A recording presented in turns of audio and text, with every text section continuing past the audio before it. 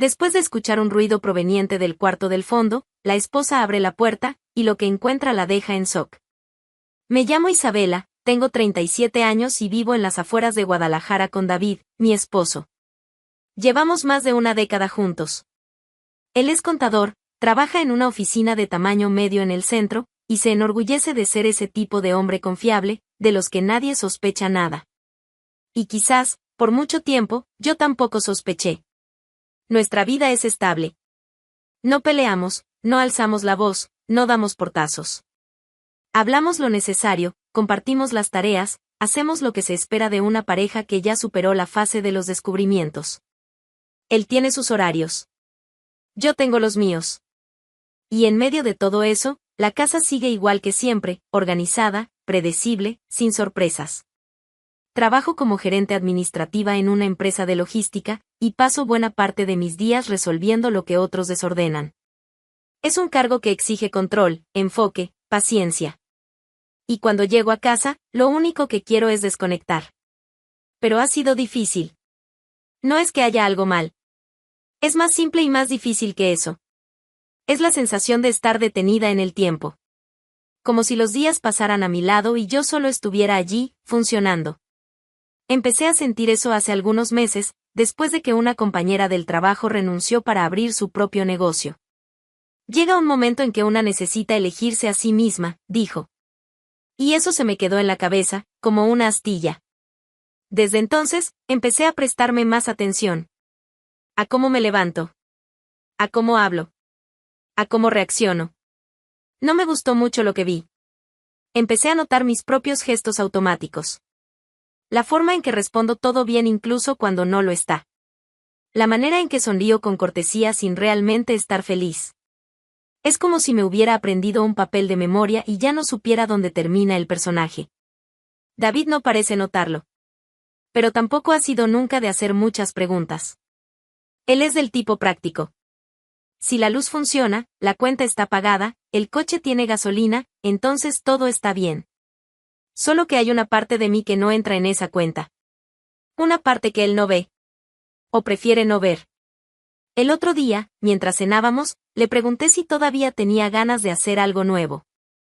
Viajar, mudarnos, aprender algo. Me dijo que no, que le gusta cómo están las cosas. Y yo solo asentí con la cabeza, como si eso también me bastara. Pero no es suficiente. Poco a poco, me fui encontrando distraída, caminando por la casa sin motivo, revisando cajones que no abría hacía años, mirando puertas cerradas como si buscara alguna respuesta adentro. Hay un cuartito al fondo que siempre me incomodó un poco, uno de esos cuartos viejos que uno usa para guardar todo lo que no sabe dónde meter. Rara vez entro allí. No hay razón para hacerlo. Pero aún así, de vez en cuando, echo un vistazo rápido solo para confirmar que todo sigue como siempre. Esa noche, llegué a casa más temprano de lo habitual. Un accidente en la carretera acortó la jornada, y preferí volver directamente a casa en vez de esperar que pasara el tiempo en la oficina. Eran poco más de las 7 cuando abrí la puerta con la llave en la mano y los hombros adoloridos por el día arrastrado. La casa estaba silenciosa, como siempre. Dejé el bolso en la consola, me quité los zapatos y fui directo a la cocina a beber agua. Estaba exhausta. No por el trabajo en sí, sino por esa sensación reciente de estar viviendo en piloto automático. Todo parecía levemente fuera de lugar, familiar, pero sin calor. Me sentía como un mueble bien encajado en una sala donde ya no vive nadie. Mientras cruzaba el pasillo hacia el baño, escuché un sonido. Bajo, pero constante. Al principio pensé que era el ventilador o algún ruido de la calle.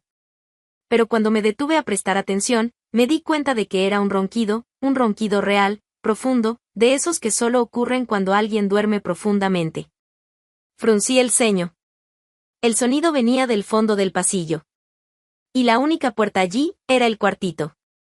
Me quedé quieta por un momento, como si el cerebro intentara encontrar una explicación lógica antes de dejar que el corazón se acelerara. No tenía ningún sentido. El cuartito era prácticamente un trastero, nadie entraba allí. Ni siquiera David. Al menos, no que yo supiera. Caminé despacio hasta la puerta. Intenté escuchar mejor. El sonido seguía allí, un ronquido fuerte, espaciado, típico de alguien completamente entregado al sueño. Sentí la boca seca. Pensé en llamar a David. Pero él aún no estaba en casa. Y si lo estuviera, no debería estar allí dentro. Mi mano dudó en la manija. Una parte de mí quería retroceder, fingir que no había escuchado nada, subir, darme una ducha y olvidar. Pero la otra parte, la que venía creciendo en silencio en las últimas semanas, me empujó hacia adelante. Giré la manija con cuidado. La puerta se abrió con un chirrido apagado. La luz del pasillo invadió el cuartito en forma de haz y, por un segundo, todo pareció confuso. Vi cajas apiladas, una alfombra vieja en el suelo y, en la esquina, una estructura improvisada con cobijas. Y allí, encogida entre cojines y un colchón gastado, estaba una mujer. Se despertó asustada al oír la puerta abrirse. Se incorporó de golpe, con los ojos muy abiertos, e instintivamente se cubrió el cuerpo con una manta. ¿Quién eres tú?, pregunté, tragando en seco, con el corazón desbocado. Ella parpadeó varias veces, aún medio adormilada, y respondió con una voz quebrada. Y Camila. El nombre no me decía nada. Nunca había oído hablar de ella. Nunca había visto ese rostro. Joven, quizás de unos 20 años. Cabello recogido de cualquier manera, ojos hinchados de sueño o de llanto. ¿Qué haces aquí? Mi voz salió más firme de lo que esperaba. Camila se encogió aún más. Yo, no quería asustarte. ¿Vives aquí? Ella dudó. Luego soltó un sollozo. No debería estar aquí. Pero, no tengo a dónde ir. El aire se volvió denso, aunque nadie dijera nada más. Ella me miró con los ojos llenos de lágrimas. Entonces empezó a hablar. Bajo, entre pausas y nudos en la garganta. Y cada palabra suya fue como un ladrillo cayéndome encima. Dijo que llevaba semanas allí. Que David la dejaba salir solo cuando yo no estaba. Que comía a escondidas en la cocina, usaba el baño del lavadero, y se escondía siempre que escuchaba mis pasos. Que él le prometió ayudarla. Que le dijo que todo se iba a arreglar. Que le pidió que esperara, solo un poco más, solo hasta resolver lo que tenía con su esposa. Conmigo. Sentí que las piernas me fallaban. Apoyé la mano en la pared para no caer allí mismo. ¿Él te trajo aquí?, pregunté, tratando de mantener la voz bajo control. Ella asintió. Me dijo que me amaba. Que estaba atrapado en un matrimonio frío. Que tú eras distante, que ya no te importaba. Que solo necesitaba tiempo. Guardé silencio un momento. No había espacio para gritar. Ni para llorar. Solo quería entender. ¿Y por qué lo aceptaste? Porque le creí. Camila hablaba con una voz suave, derrotada. No parecía provocadora.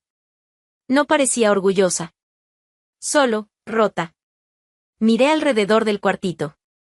Era un espacio pequeño, sofocante. Nada allí era digno de acoger a nadie. Un lugar improvisado, escondido, sucio de negligencia. Una cueva hecha para enterrar la vergüenza. Y fue en ese momento que todo cambió. No se trataba solo de una traición. Se trataba de haber sido ignorada. Borrada. Ridiculizada. Él me hacía creer que todo estaba bien, mientras escondía a otra mujer dentro de mi propia casa. Como si yo fuera ciega. Como si fuera estúpida. La garganta se me cerró. El corazón, ese sí, parecía querer salirse por la boca. David llegó a las 9 de la noche. Abrió la puerta.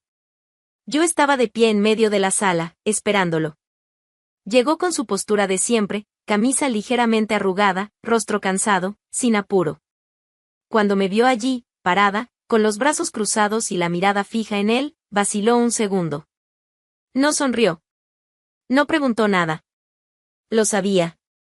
¿Qué está pasando?, intentó, con esa voz contenida de quien ya entendió todo, pero finge que no.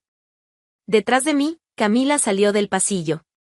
Se detuvo allí, visible, vulnerable. Él la vio. Listo. Se puso pálido. Tragó saliva. Dio un paso al frente, pero no tuvo el valor de hablar.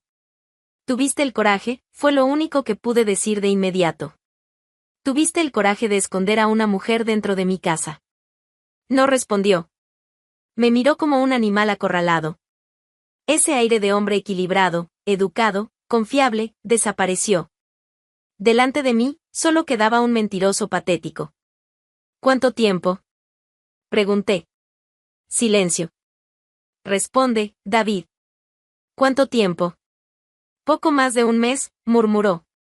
¿Un mes? ¿Un mes durmiendo aquí y te sentabas a cenar conmigo como si no pasara nada?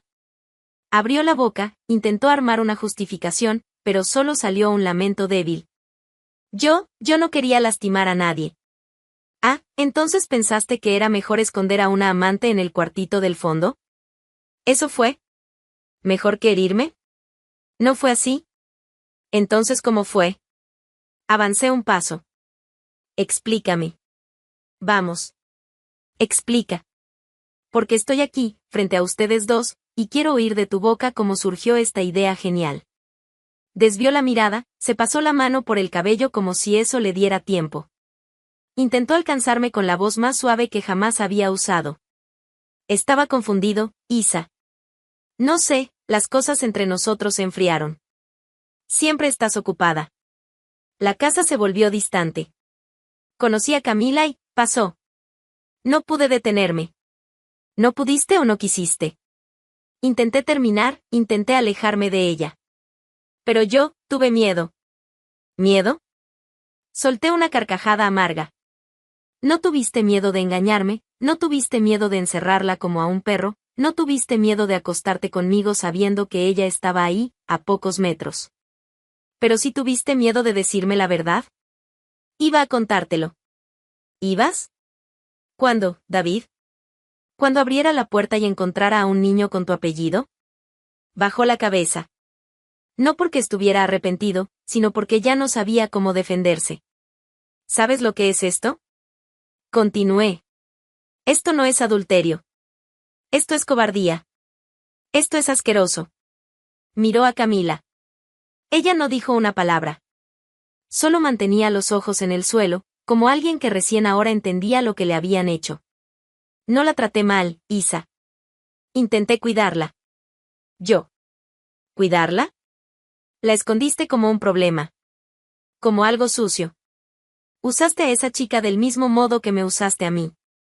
Le hiciste creer una historia. Me hiciste vivir una mentira. Avanzó un paso, pero lo detuve con la mano. No te me acerques. No lo intentes. Esto se terminó. Isabela, por favor. Aún te amo. Me equivoqué, pero... Me traicionaste dentro de mi propia casa, David. Me traicionaste con indiferencia. Con frialdad. Eso no se arregla con una disculpa. Respiró hondo, como si quisiera intentar una frase más, una última carta. Pero ya era tarde. Mañana mismo quiero el divorcio. Y te vas de esta casa hoy. Ahora. No tengo a dónde ir ahora. No estás entendiendo, te vas a ir. A casa de tu madre, de un amigo, de la amante número 2, del demonio. Me da igual. Pero no volverás a cruzar esa puerta. Esta casa ya no es tuya. Camila levantó los ojos por primera vez. Parecía asustada por la firmeza de mi voz, como si no esperara que yo reaccionara así. No le dije nada. No era necesario.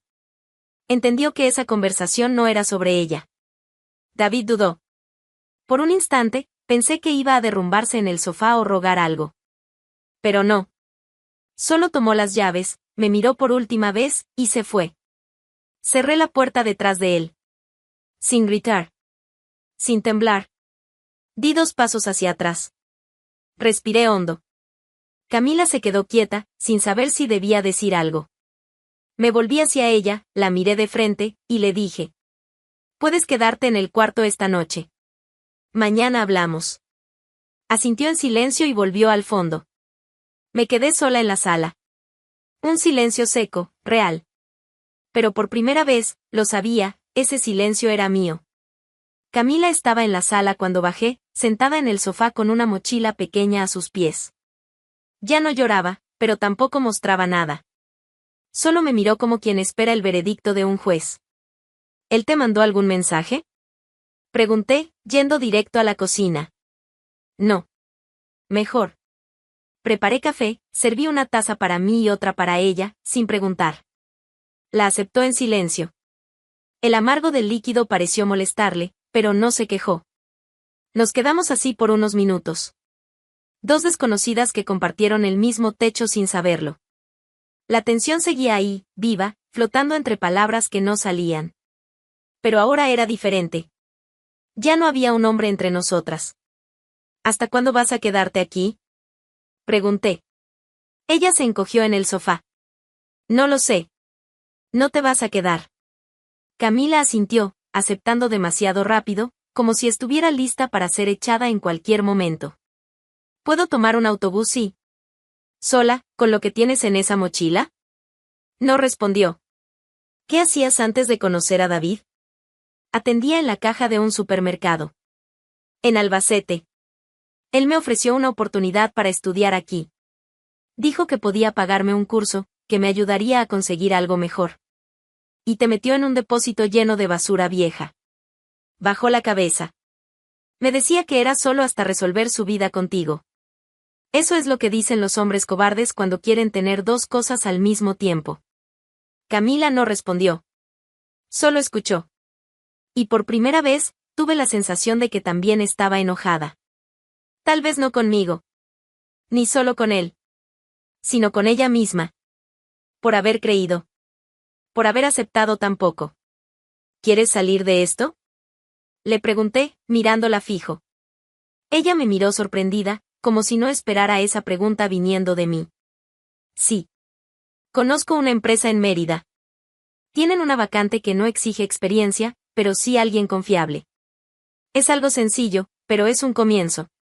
Puedo recomendarte. El jefe confía en mí. También puedo ayudarte a encontrar un lugar barato donde dormir los primeros días. Ella dudó. No respondió de inmediato. ¿Por qué?, preguntó. Después de todo, ¿por qué me ayudarías? Porque lo que él te hizo fue tan sucio como lo que me hizo a mí. Te usó para sentirse vivo, para llenar su propio vacío. Y tú lo permitiste porque querías creer en algo. Yo lo entiendo. Camila guardó silencio por un largo rato. Luego soltó un gracias casi sin voz. No me lo agradezcas. Solo haz lo correcto ahora. Sal de esto con dignidad. No te metas en otro agujero solo porque el suelo parece firme. Ella asintió, con más firmeza esta vez. Tomé mi celular y le mandé un mensaje a Javier, gerente de la sucursal en Mérida. Respondió en pocos minutos, confirmando la vacante y pidiendo solo que ella empezara el próximo lunes. Arreglé con una compañera de allá el alquiler de un cuarto barato, con cama, baño y cerradura en la puerta. Algo básico, pero limpio. Por la tarde, llevé a Camila hasta la terminal de autobuses. Compramos el boleto. Ella pagó con lo poco que tenía. Yo ayudé con el resto. No fue mucho. Lo suficiente para que no se fuera como una fugitiva. No tienes que cargar con la vergüenza de todo lo que pasó, le dije mientras esperábamos el autobús. Pero necesitas entender qué tipo de personas nos hacen encogernos así. Ella asintió con un gesto mínimo. Y luego me miró, seria. Pensé que él era valiente. Que amar a alguien en secreto era una prueba de eso. Amar en secreto es solo cobardía con envoltorio bonito. Llegó el autobús. Ella se levantó y caminó hacia la puerta. Antes de subir, se volvió hacia mí una vez más. No tengo cómo devolverte esto, Isabela. No hace falta. Ve y construye algo. Solo eso. Ella subió al autobús. Y se fue. No como víctima. No como cómplice. Como alguien que, finalmente, obtuvo la oportunidad de caminar con sus propios pies. Volví a casa. Entré por el garaje, sin ceremonia, sin emoción. Solo otro día extraño en mi propia vida. La puerta del cuartito del fondo seguía abierta. Pasé por ahí sin prisa. Entré. Miré a mi alrededor. Las cajas, el colchón usado, las paredes sucias. El olor de ella todavía estaba ahí.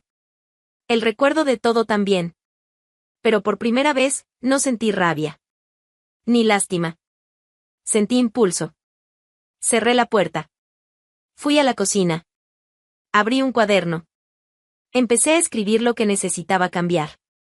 Y por primera vez desde que todo comenzó, entendí que no me habían dejado. Me habían liberado. Sola. No de ese modo que pesa en los hombros, sino en el tipo de soledad que deja espacio para respirar. La casa estaba en silencio, sí, pero no vacía. El silencio ahora tenía otra naturaleza. No dolía. Era ausencia de tensión. Era la falta de pasos fingidos, de palabras medidas, de promesas baratas. Ya no había nadie actuando un papel a mi lado. Solo yo.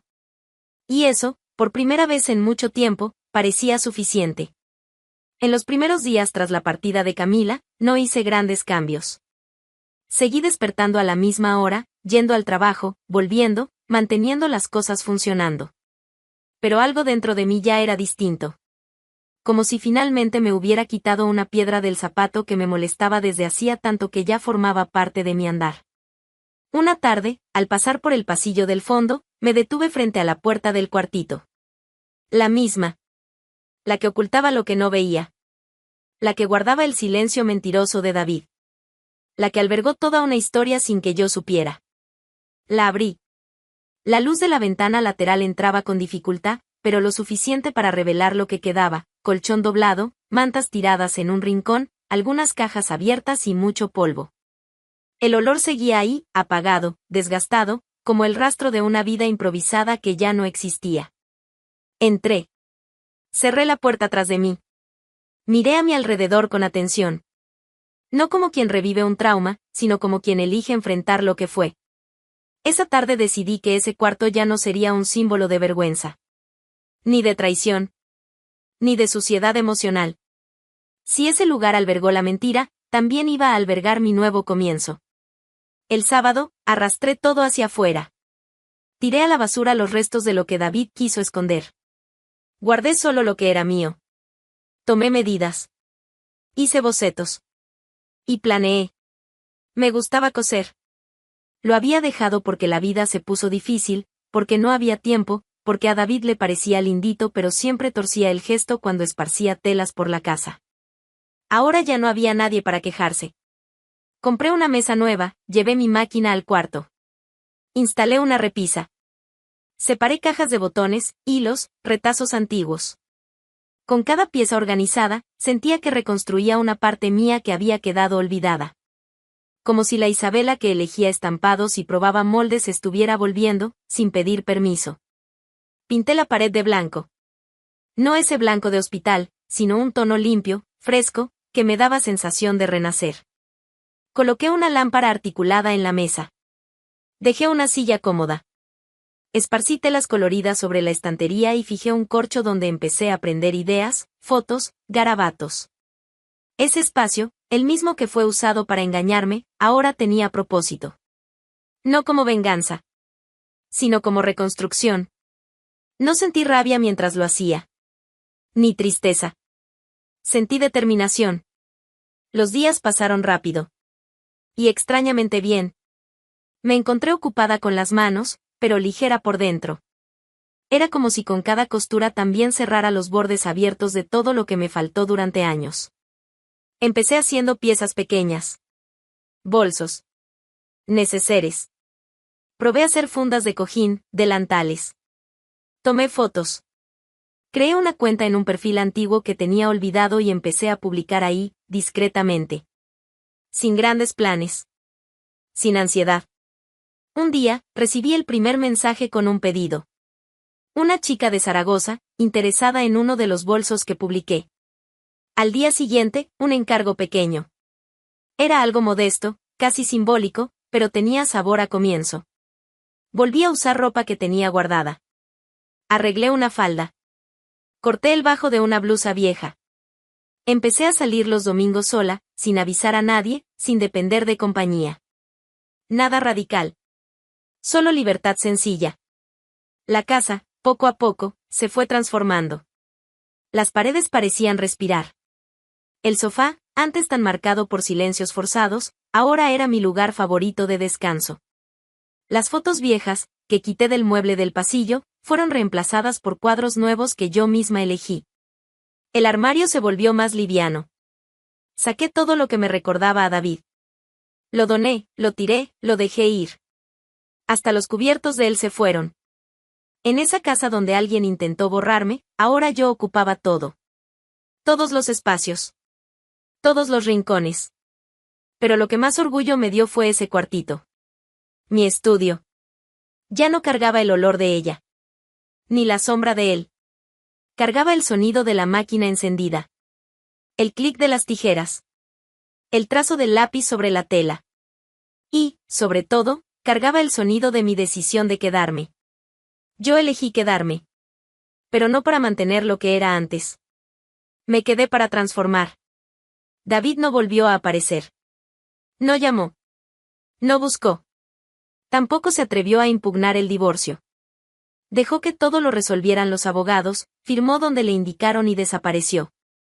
Supe por terceros que está viviendo con su madre, trabajando en la misma oficina, sin ningún cambio en la vida más allá de la humillación discreta que ahora lo rodea. Gente como él no cambia. Solo se esconde mejor. Un excompañero de trabajo me mandó un mensaje diciendo que lo vio en una cafetería, solo, mirando fijamente una pared. Dijo que parecía alguien esperando una disculpa que nunca llegó. Agradecí la información y bloqueé el número. Ya no me interesa lo que David hace con sus días. Camila me escribió. Un mensaje corto. Dijo que estaba bien. Que logró alquilar un departamento pequeño, compartir gastos con una compañera de trabajo y que, poco a poco, estaba volviendo a sentirse viva. Me agradeció por la ayuda. Le respondí deseándole fuerza. Fue suficiente. No creé lazos con ella. No fue necesario. Lo que hice fue por mí tanto como por ella. David, en cambio, no tiene por dónde escapar de sí mismo. Supe que intentó volver con una exnovia. Ella lo rechazó. Supe que intentó acercarse de nuevo al círculo de amigos de antes. Todos le dieron la espalda. No fue cancelado, ni atacado. Solo fue olvidado, el castigo más cruel que se le puede dar a alguien que solo sabía existir siendo el centro de algo. Él apostó a que yo sería la mujer que suplica. Perdió. No guardo rencor. Tengo memoria. Cuando recuerdo su rostro el día del enfrentamiento, lo veo pequeño. Desorientado. Incapaz de entender cómo aquella mujer que él creía predecible estaba allí, exigiendo su salida con una firmeza que él nunca conoció. Él nunca me vio de verdad. Y pagó por eso. La mujer que yo era con David existía para caber en el espacio que él dejaba. La mujer que soy ahora crea espacio para sí misma. Me gusta la sensación de caminar por las calles con mi ropa reformada por mí. Me gusta tomar decisiones pequeñas sin consultar a nadie. No porque esté en contra de la compañía, sino porque aprendí a bastarme. Si algún día alguien quiere caminar a mi lado, que sea así, a mi lado. No por encima de mí. No a costa mía. Nadie más me encierra en el fondo. Nadie más decide lo que debo ignorar. No tengo que probarle nada a nadie, pero dejo claro. Fui traicionada. Fui usada. Fui engañada. Pero no fui vencida. Y ya no queda ni un solo rincón dentro de mí que acepte ser silenciado.